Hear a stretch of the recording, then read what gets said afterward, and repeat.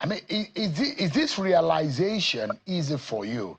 Those who think that the new Lagos is built on the backs and the effort, the sweat of Bola Tinubu. And when some of you talk like this, the people in the APC will begin to wonder, have you forgotten how Lagos was and how Lagos is now?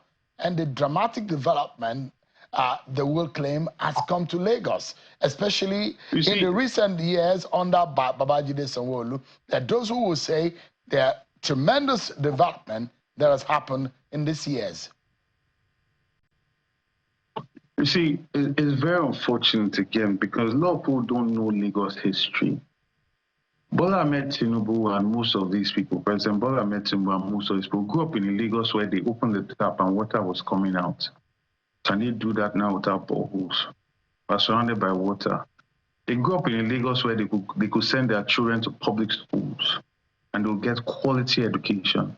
Can they do that now? They grew up in Lagos where there was affordable housing. And it's thanks to Alhaji Lateef Jakunde, people got access to affordable housing. Have you seen the level of how expensive accommodation is in Lagos State today? Do you realize how difficult it is for people to afford where to live? They grew up in Lagos where the quality of healthcare, right? The quality of healthcare was epic. And the issue that I find is a lot of people that try to define what politics is today. And I think there's been a lot of good propaganda work that has happened because people have quickly forgotten that Lagos was the crucible in which Nigeria was built. A lot of Nigerian history was formed in Lagos. On the streets of Isaleko that have been completely destroyed, and I go and look at it now, looking like a ghetto. There was an area of Victorian Lagos. As far back as 1910, we had water being pumped.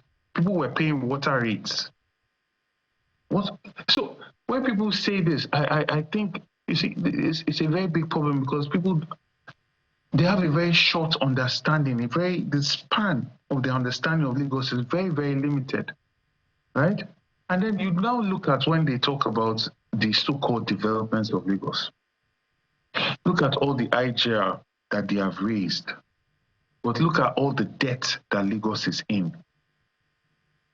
And then you realize that even this development that you're talking about is mainly pushed by the private sector.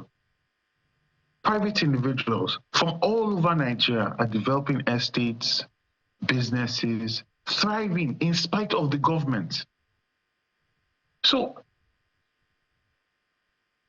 I don't, I guess I'm carrying Lagos history that will be passed down. So my perspective on Lagos and its history is much wider, it's much further. So I cannot agree with anybody that would say anything like that. Lagos is where we get our pedigree from. Bola Ahmed Tinubu, when he came into Lagos, he met a Lagos that was thriving. What happened after the military and all of that? Yes, there might have been decline, but you cannot take away from the history of the greatness that Lagos was.